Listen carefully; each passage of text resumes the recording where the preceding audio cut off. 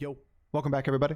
Today we have another game from the most recent Slysssa tournament featuring a bunch of very, very high MMR players from the NA server. And this game comes down to a final matchup where Poison versus Big Stats. And you might think, well, Poison just counters Big Stats. But with elemental utility and Big Stats, you're always capable of pivoting just a little bit ahead of Poison scams. And sometimes, if you can get the right cards, you can pull out those victories. Honestly, this game was just a lot of discussing and looking at what were the ways that we could get out of a very, very sticky situation. It makes for a fun one to watch. All right, enjoy.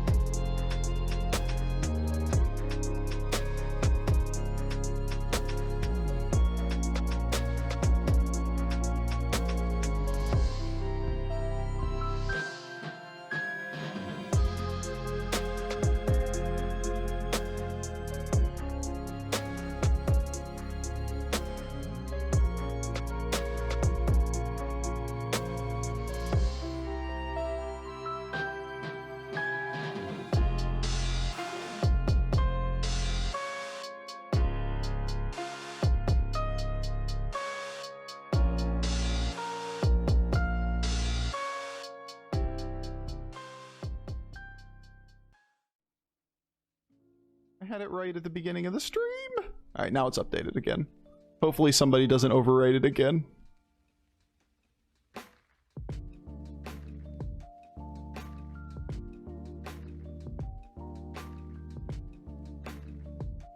All right, believe.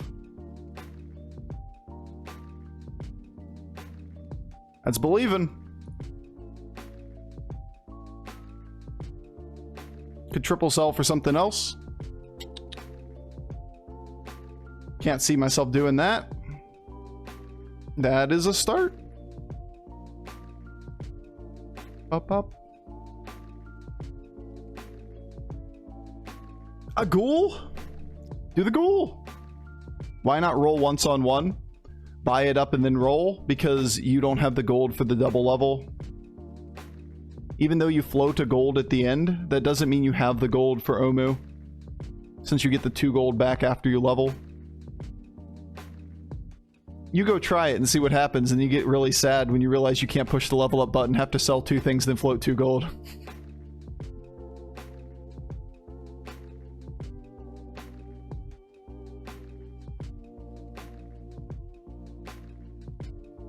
Yeah, it seems good on paper. Doesn't work. Ah, fuck off. Alright, as soon as the taunt goes down, immediately sniped. 2 out of 3, we get an extra proc. Too bad.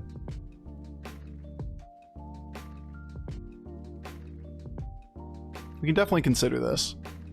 Up front, it saves us a lot of health. We should look for the other triple too. Okay. Other triple's not happening. Therefore, we're taking this line.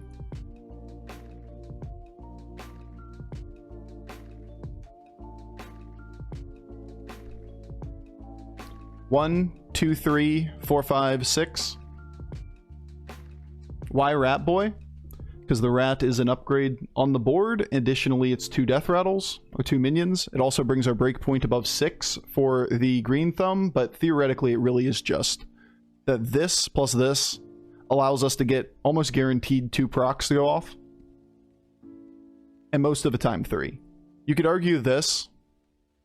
If we go first and he doesn't have Wind Fury, then it's 1, 2, 3, 4. Sewer Rat goes off.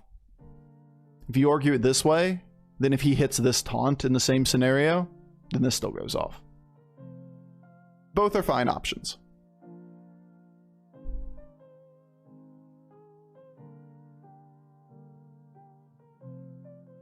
Not bad. We don't take damage here.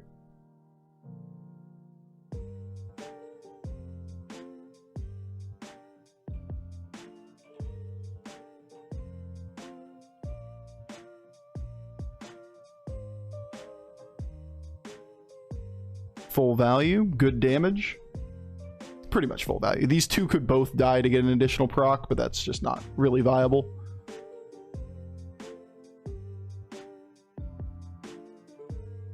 Alright, we definitely going up for cheap.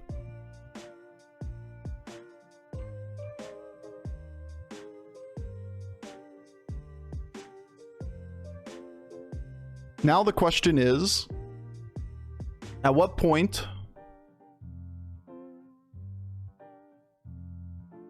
are we incentivized to play for more milk versus stats versus triples? I would argue that in this kind of situation, we're heavily incentivized to take this at the expense of the triple. The triple isn't that much value. And in doing so, we set up an additional unit. You can drop the 8/8, makes it easier to kill things off. But 1, 2, 3, 4, 5, 6, 7, and then any of the other 3 dying. What is this liquid? Team Liquid, aka Milk. You could argue Khadgar, but Khadgar is very, very, very hard to play in this kind of position. Alright. Feels good, man. So we start getting our procs. We're up to 5 right now. We should be at 8 after next turn. It's not like this is a golden light spawn. It's not like it's 2 light spawns. We're not in a position that like that scaling gets extreme and out of control.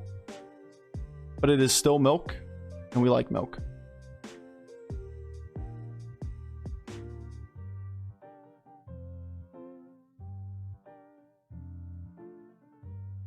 Good news. We win the round. Almost always.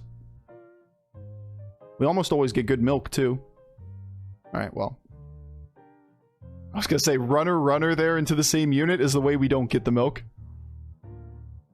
But we need these both to die to get an additional one, so, like, it's already done its job now. Fair enough. Hook Tusk is a decent power level line. Malagos is struggling a little bit.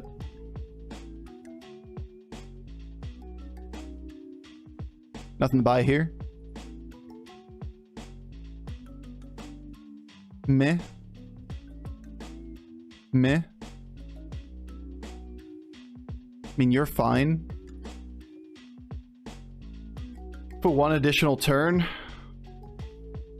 But we really want to find a viable unit on Tavern 4.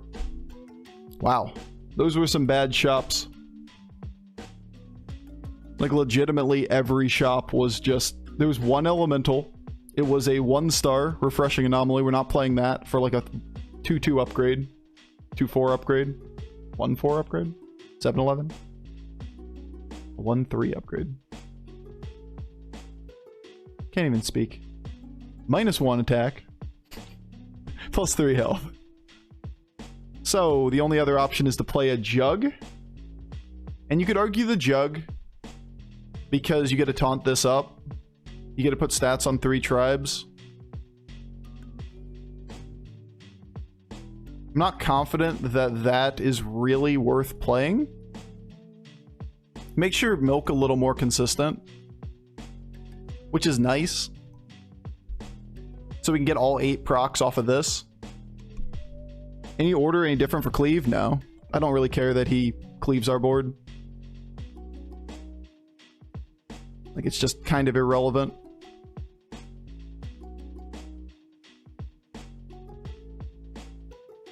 Don't love fighting the mid-game tempo board, but the good news is that we have good power on this board still.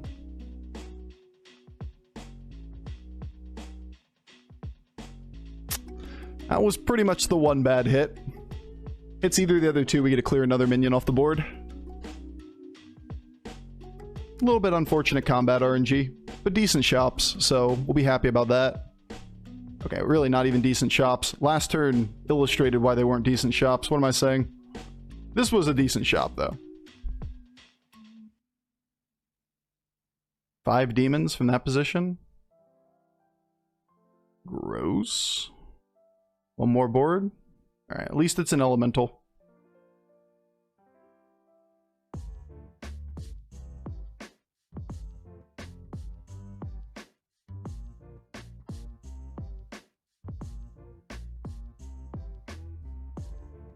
Last turn, dude.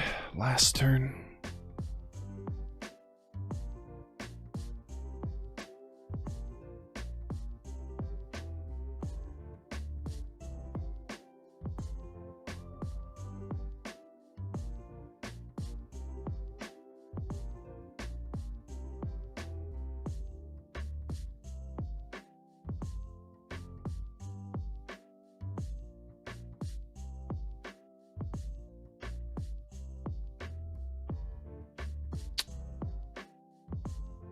All right, so the question is ordering for power versus ordering for milk.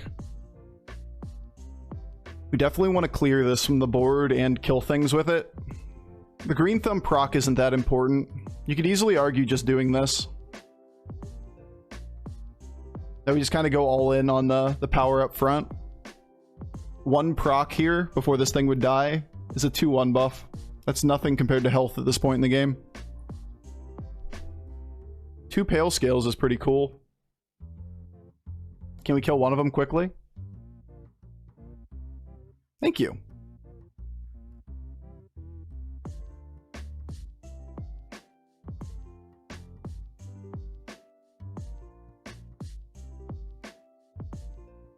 Do we kill him? No, we don't. We got good milk, though.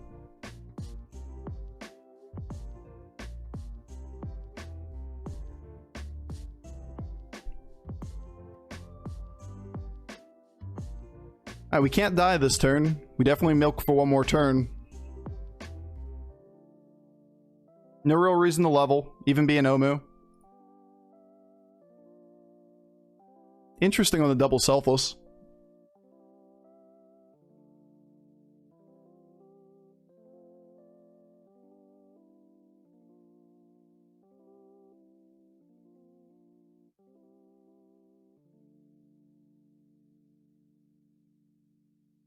Now, there is a little bit of merit to you just kill the Tess.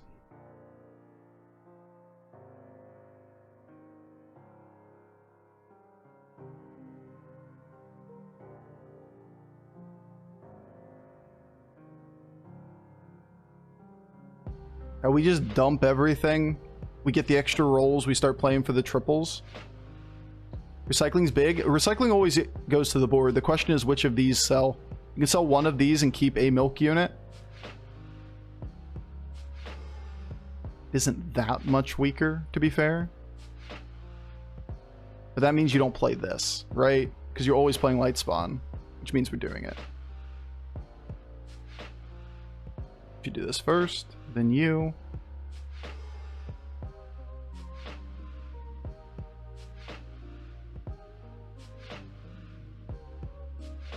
We don't care about this.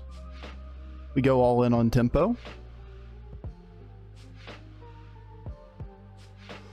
Pretty good opening hits.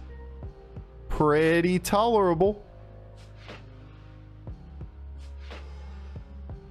You do love to see it. We had to do it. If we didn't commit all those resources to the board, we don't kill them. All right. Flurgle. Leave me be, Flurgle.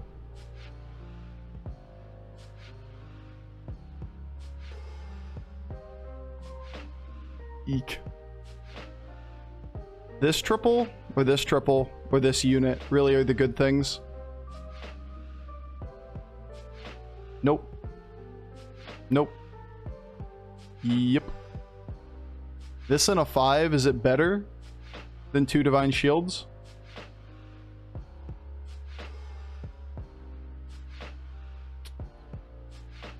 Well, that's unfortunate.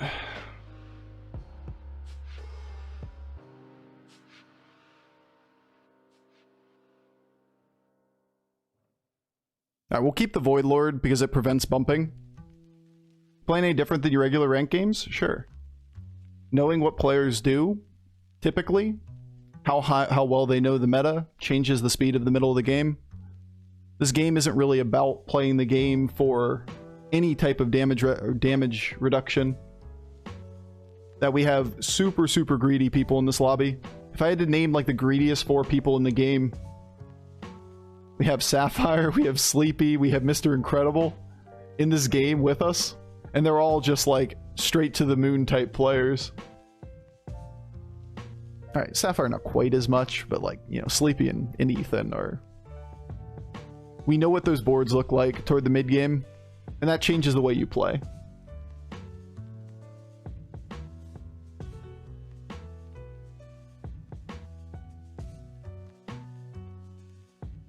Second position poison makes sense. Don't love that hit. Worst options on the opening hits.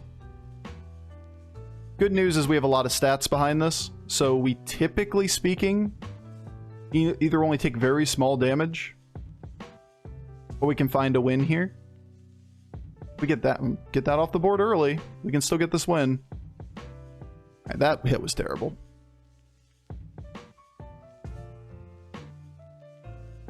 Fair enough. We'll take the tie. We need a value trade off of the light spawn to get there, right? We got to deal with Murlocs, which is a big problem.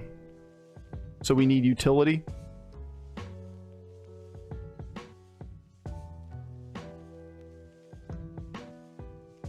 This is not utility, but we're still going to play to beat the other people.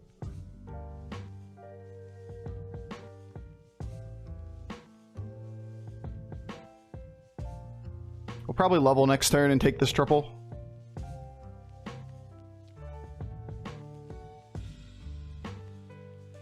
Whatever this is, we sell it, right? There's absolutely no value to it. No elementals or anything. So we take this. We level and take that triple next turn. Consider leveling there? No. Not with the amount of gold that we had. We generate 3 elementals on the board, and we don't want to play the triple to the board most of the time. We'd rather buy a buffed elemental. Otherwise, you shoot for a 6-star, and the only good hit is my Exna. That's it. Who's out of the tourney? Ethan, Sleepy, Jeef, and Sapphire are the first 4 this time. Happa, Lee, and CC, like, by the way, first last time, 3.5, 3.5. This lobby's skewing pretty hard. Only top 2 advance. So, like, the people that got top 4 last time got top 4 this time, too. Now, there's 7 rounds, so, like, gotta play it out. But you don't love to see that.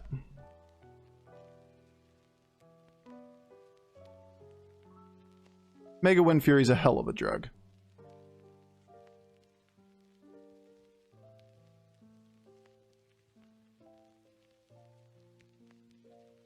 Initiative matters in elemental fights. Alright, so we get this guy. Happa. So used to saying this guy. Personal weakness of mine. We don't know what we're doing rolls-wise. Could take the roll before playing it, but we may buy this too, depending on the triple. Once again, same deal, right? We're almost always buying this. So we could roll. But we're stuck with this on the board.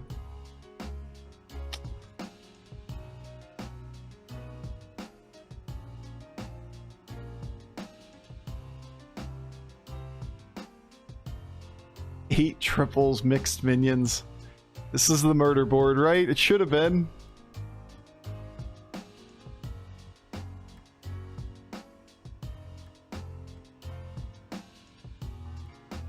Is Zap relevant? I really want to use Mega Wind Fury though. So we could use Charlie as a bumper. We can use a Malgadon for 1 adapt. Probably doesn't seem worthwhile. Or Zap, but then we don't bump and we give up initiative with the Cyclone where he bumps it.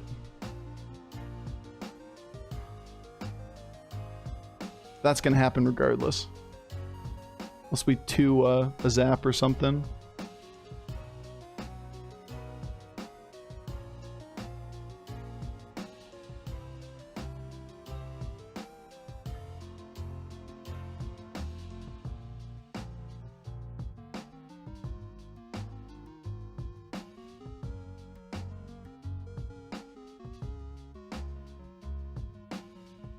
We keep the free reroll.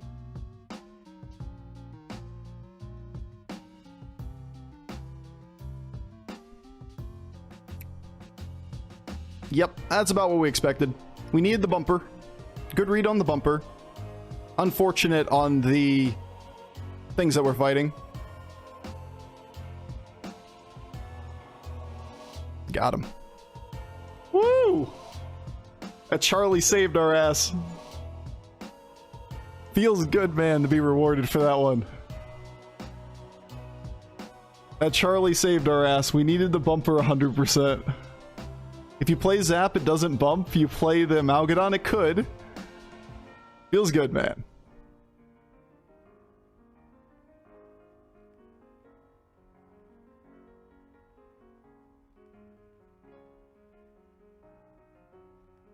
Where's your head?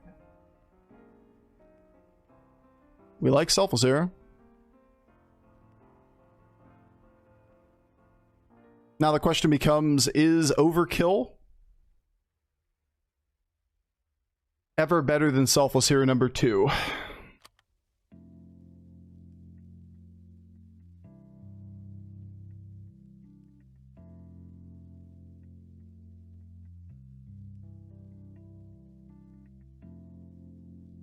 He doesn't have a lot of scaling. It's going to be in the 30s though, so this doesn't really get there by itself.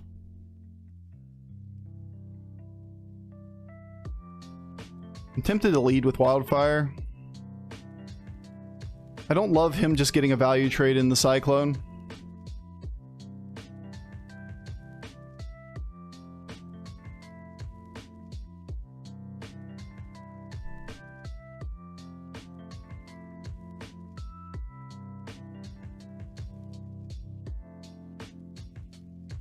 Problem with your math is the shield will land on the other Selfless 100% of the time. Yeah, you're not wrong.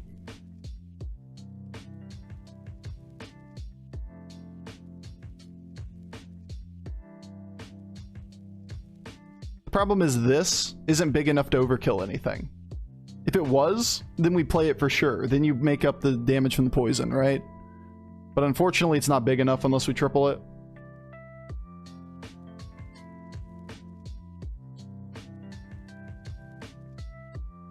Yeah, like it doesn't overkill anything here. Like I said, I don't love giving this up to him for free.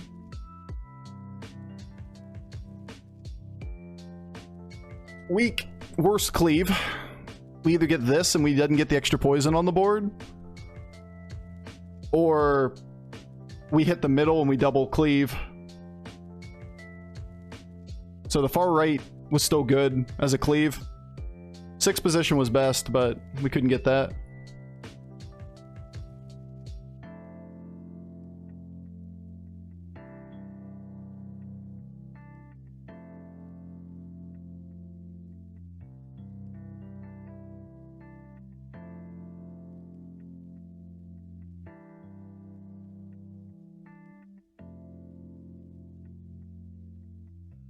So, is Spore ever viable? The problem with Spore is that he is incentivized to Ghoul going forward, especially once he sees this. The upside is that he can potentially get a value trade here. 67, 68 isn't that big now. Spore first. You just run it into the Ghoul on a 50-50 or get Ghouled on a 50-50.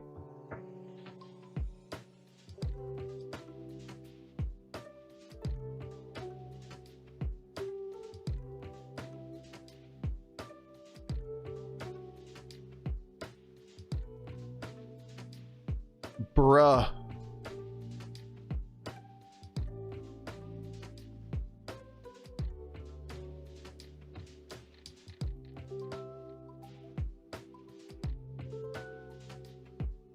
That we expected.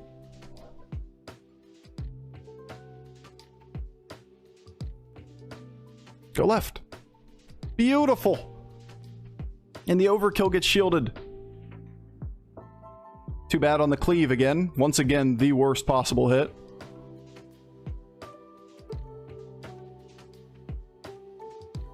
We're getting there. Slowly and steadily, making elementals work.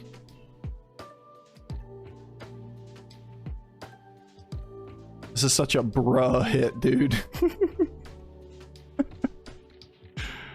Oh, man.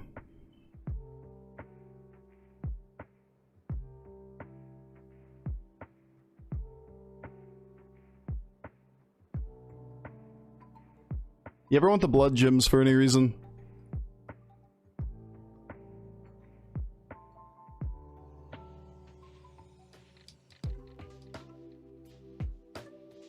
Counter zap. What did he triple? One of the Murlocs on the board. Hopefully not Begurgle, because it brings the health up even further. 80 is such a pain already.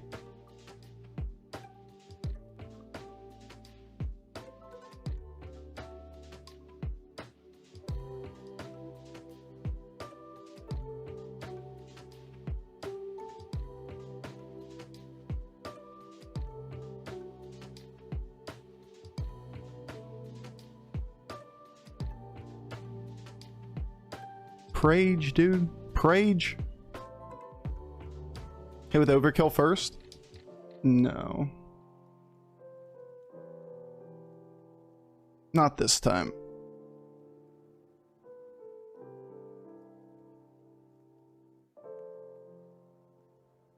Thank you. At least we got that one. Oh, what hits. Feels good, man. Sometimes we get lucky. All right, we got one. So, Chinvala didn't work, but Omu did.